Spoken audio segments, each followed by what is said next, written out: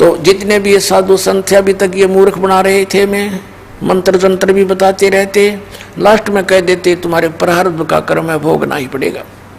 अब निश्चय हम सोच लेते भाई ठीक है तो मेरे पीछा छूटेगा, फिर भक्ति की क्या आवश्यकता है? अगर ऐसे बिरान मट्टी होकर मरना है फिर भक्ति की क्या आवश्यकता है? भगवान को मानते हैं सर्व सुखदाई है, सभी दुखों का नाश कर सकता है, इसलिए उसकी खोज हम गुफाओं में पता नहीं कहाँ कहाँ बैठे संतों के पास करते रहे। तो परमात्मा कहते हैं पर्वत पर्वत में फिरा कारण अपने राम, राम जैसे संत मिले जिन सारे सब काम। तो पुण्यात्मा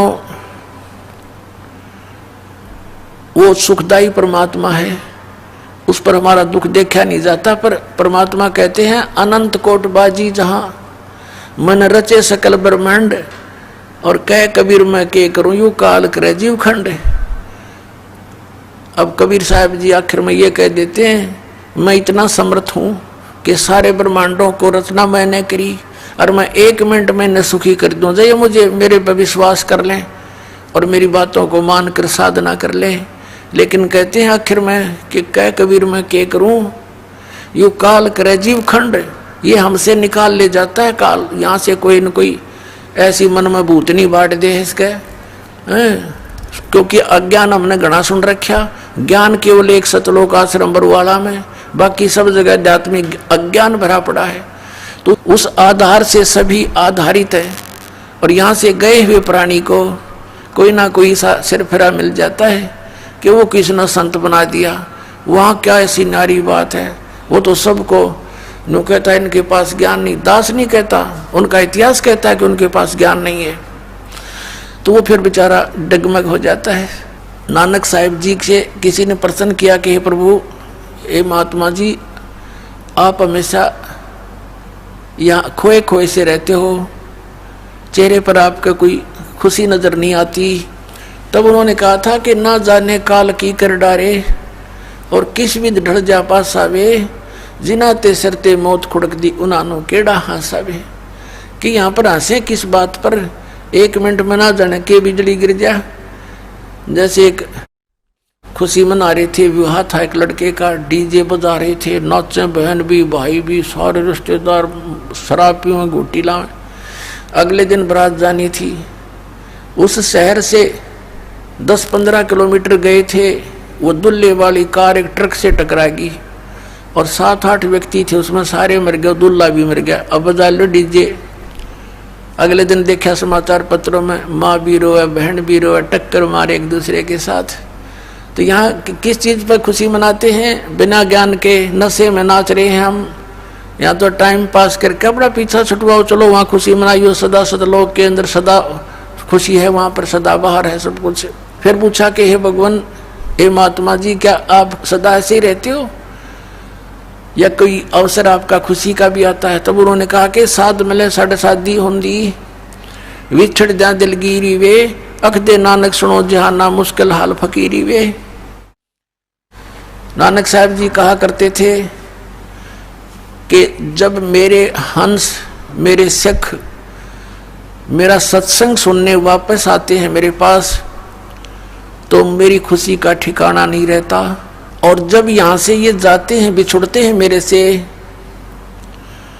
मुझे इस बात की चिंता सताने लगती है कि हे भगवान, हे परमात्मा, इन प्यारी आत्माओं को कोई सिर फिरा काल का दूत भ्रमित ना कर दे, क्योंकि ये फकीरी या भक्ति बड़ी कठिन हो गई है। एक संत एक समय में सच्ची कहने वाला एक होता है, झूठ बोलने वाले असंख्य होते हैं। और तो एक व्यक्ति जो सच्चाई सुनकर जाता है, वो कितनी देर तक ठहर सकता है उन झूठों के सामने, जहाँ पर सैकड़ों व्यक्ति एक ही तरह की बात कहने वाले मिलते हैं। ऐसा नहीं है, ऐसा नहीं है, ये सब झूठ है, कहाँ लिखा है?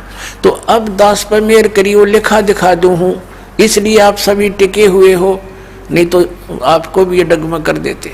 तो नानक साहब जी कहा करते थे, साध मिले साढ़े शादी होंदी और विछड़ जा दिलगिरी वे, और अख दे नानक सुनो जहाना मुश्किल हाल फकीरी वे।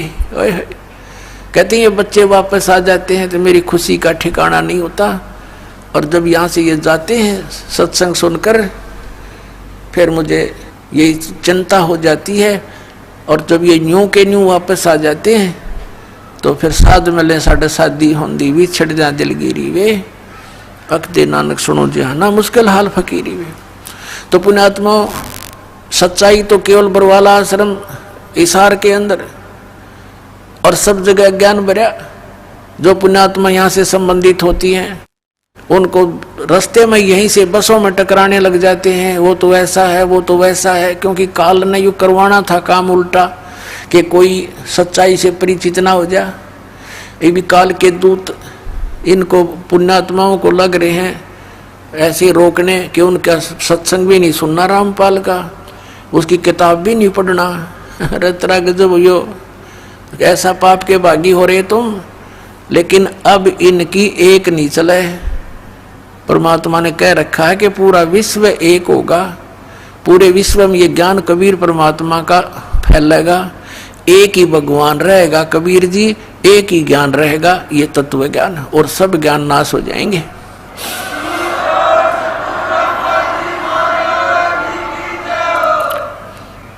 और सभी परमात्मा के बच्चे भगवान की चर्चा किया करेंगे। जहाँ पार्कों में बैठकर इधर उधर की बकवादें गढ़ते हैं, कोई राजनीति की बतलावे, कोई बहू बेटियां की अच्छे बुरे होने की एक दूसरे ने कह के अपना मन हल्का करता है, टाइम वेस्ट करता है, कोई ताश खेलता है, कोई गुट्टी लाता है, कोई 2 नंबर के काम करके सारा जीवन नरक बना रहा है अपना भी परिवार का भी। इस ज्ञान से परिचित होकर आपको ये रिश्वत, मिलावट, चोरी, ठगी, जारी आपको विष दिखाई देगी तो पुण्यात्माओं विष को कोई खा नहीं सकता। क्या कहते हैं, जैसे किरका जहर का रंग होरी हो, कहो कौन तिस खावे राम रंग होरी हो। जैसे एक कण पड़ा हो विष का, उस कण को भी कौन खाएगा, निकट भी ना जा, बल्कि कितना मिट्टी में दबाओगा उठा के, किसी और का हाथ ना लग जाए। जैसे किरका एक कण विष का, जैसे किरका जहर का रंगोरी हो, कहो कौन तिस खावे राम रंगोरी हो। तो ऐसे जो हमें पाप दायक कोई भी कार्य होगा वो विष दिखाई देगा, हम नहीं करेंगे उसको। हम पैसा नहीं लेंगे किसी से रिश्वत, क्योंकि वो हमारे लिए जबरदस्त बाहर बन जाता है। आप देखते हो जिसने किसी से रिश्वत ली या कोई और कारण से पैसा ऐंठा, अगले जन्म में बैल बने और मंडी के अंदर वो आदमी तो आदमी बने और वो बनेगा बैल। मंडी में एक अकेला जोड़ा जाता है एक बग्गी के अंदर, और इतना ऊंचा बोरी भरकर उसका ऊपर बैठ कर लठ मारे। वो रिश्वत लेने वाला अधिकारी अब बैल बनकर लठ खा रहा है उस धनी के, वो सारे पूरे करेगा। तो पुण्यात्माओं इस प्रकार हमने इस तत्व ज्ञान को समझना है। फिर क्या, हम अपने प्रसंग पर आते हैं कि उस समय परमात्मा कबीर साहब जी एक ही दिन में हजारों जगह प्रकट हो जाते थे, अपनी प्यारी आत्माओं को ज्ञान सुनाते थे, आशीर्वाद देते थे। आशीर्वाद से उनके दुख दूर होने लग गए तो उनको बड़ी खुशी हुई और परमात्मा के साथ चिपकने लग गए अपने वो बच्चे। तो 64 लाख शिष्य कबीर भगवान के शिष्य हो गए थे आज से 600 वर्ष पहले। तो पुण्यात्माओं वो सिंपल मैन नहीं था, वो सिंपल संत नहीं था, वो संत रूप में स्वयं परमात्मा थे। अब जो दास आपको बताना चाह रहा है कि वो परमात्मा कौन है, कैसा है, कहाँ रहता है और कैसे मिलता है, इस दास के सत्संग का यही उद्देश्य है कि परमात्मा की सतिथि से आपको पूर्ण परिचित कराऊं और वो मार्ग बताऊं जिससे भगवान मिला करते हैं। वो सतनाम आपको दूं जिस पर अभी तक बैन लगा हुआ था। इस सतनाम को परमात्मा ने आदरणीय धर्मदास जी को दिया, लेकिन आगे देने से मना कर दिया। इसी सतनाम को परमात्मा ने आदरणीय मुल्कदास जी को दिया, लेकिन आगे बताने से मना कर दिया। इसी सतनाम को परमात्मा ने कबीर साहब ने आदरणीय नानक साहब जी को दिया, लेकिन आगे बताने से मना कर दिया। इसी सतनाम को आदरणीय दादू साहब को दिया, आदरणीय गरीबदास साहब जी को दिया, आदरणीय गीसा दास साहब जी को दिया, लेकिन इनको सख्त हिदायत दे दी थी कि अभी इस सतनाम को किसी को दान ना करना, देना नहीं, लेकिन लिख देना अपनी अमृतवाणी में, अपनी एफिडेविट बना जाना। इस पिछली पीढ़ी के लिए सबको बना कर दिया था कि 2 अक्षर का सतनाम अभी डिस्क्लोज ना करना, ये काल के दूतों का हाथ लग गया तो मेरे बच्चे इससे वंचित रह जाएंगे। आपने समुद्र की साखी में आदरणीय नानक साहिब जी की एक अलौकिक घटना पढ़ी, कई बार पढ़ाई आपको, कि मर्दाना और बालाजी ने प्रार्थना की नानक साहिब जी से कि हमें लंका दिखाओ, समुद्र तो हमने देखा है भगवान। तो नानक साहिब जी ने कहा कि तुम समुद्र के ऊपर मेरे साथ चलो, लेकिन वाहेगुरु वाहेगुरु करते रहो। तो उन्होंने ऐसा ही किया, समुद्र पर चल पड़े जैसे थल पर चलते हैं, और वाहेगुरु वाहेगुरु कर रहे हैं। कौन? मर्दाना और बालाजी। नानक साहिब जी उस 2 अक्षर के नाम का जाप कर रहे हैं। अब मर्दाना ने देखा कि गुरुजी तो 2 अक्षर का नाम जाप कर रहे हैं, सतनाम। तो मर्दाना ने भी वही जाप शुरू कर दिया। उसी समय समुद्र में डूबने लगा।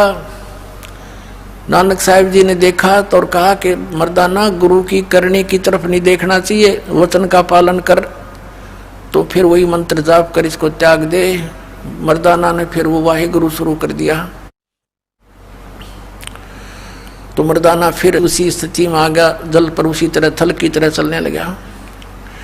अब पुण्यात्माओं, स्वयं नानक साहिब जी तो वो सतनाम का जाप कर रहे हैं 2 अक्षर का, लेकिन इसे इसको मना कर दिया, खबरदार इसको जाप किया तो तेरी दुर्गति हो जाएगी। किस लिए?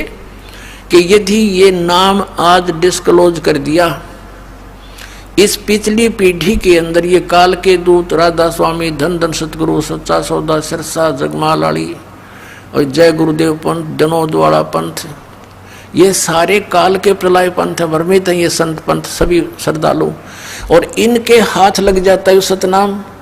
आज ये भी वही 2 अक्षर का नाम जाप करते पाते, तो हम आज डिफरेंशिएट कैसे करता, ये दास आपको कैसे बताता, ये ओरिजिनल नाम है और ये ओरिजिनल असली भगवान है, और उनको अधिकार नहीं नाम देने का। इस मंत्र का जाप यदि कहीं से आप सुन देख कर पढ़ कर आप भी जाप करोगे, कोई यूज नहीं होगा, आपको अधिकारी से लेना पड़ेगा। और इस अधिकारी दास के अतिरिक्त 21 ब्रह्मांड में आज कोई नहीं है इस नाम के दान करने वाला।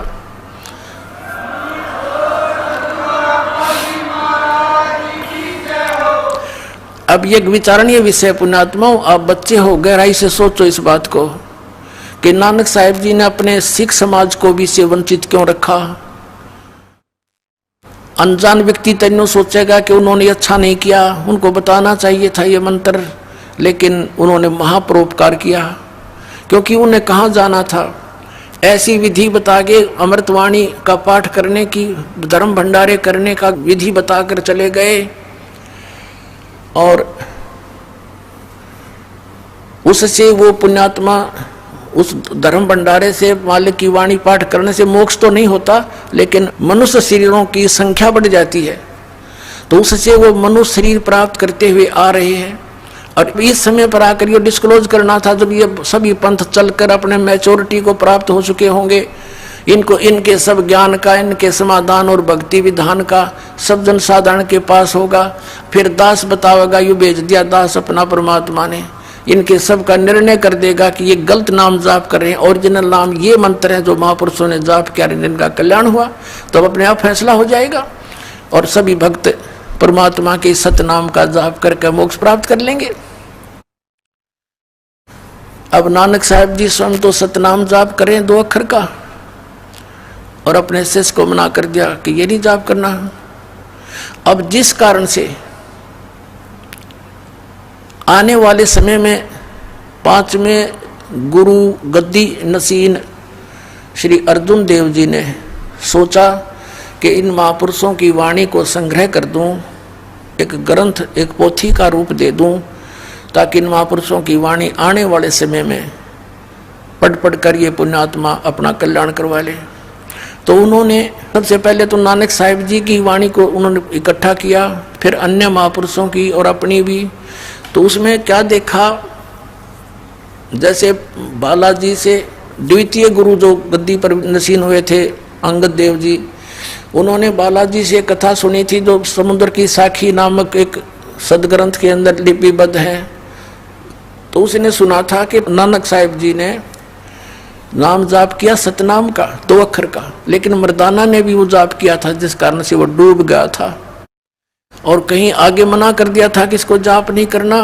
तो इस दृष्टिकोण से आदरणीय अर्जुन देव जी ने ये मुख्य दृष्टिकोण रखा वाणी को संग्रह करते समय कि कहीं वो मंत्र 2 अक्षर का जिसके जाप करने से मर्दाना को हानि हुई थी और गुरुदेव की आज्ञा की अवहेलना हुई थी, कहीं उसको वाणी में नहीं आना चाहिए, कहीं कोई सिख बच्चा आगे उसका जाप कर ले और हानि को प्राप्त ना हो जाए।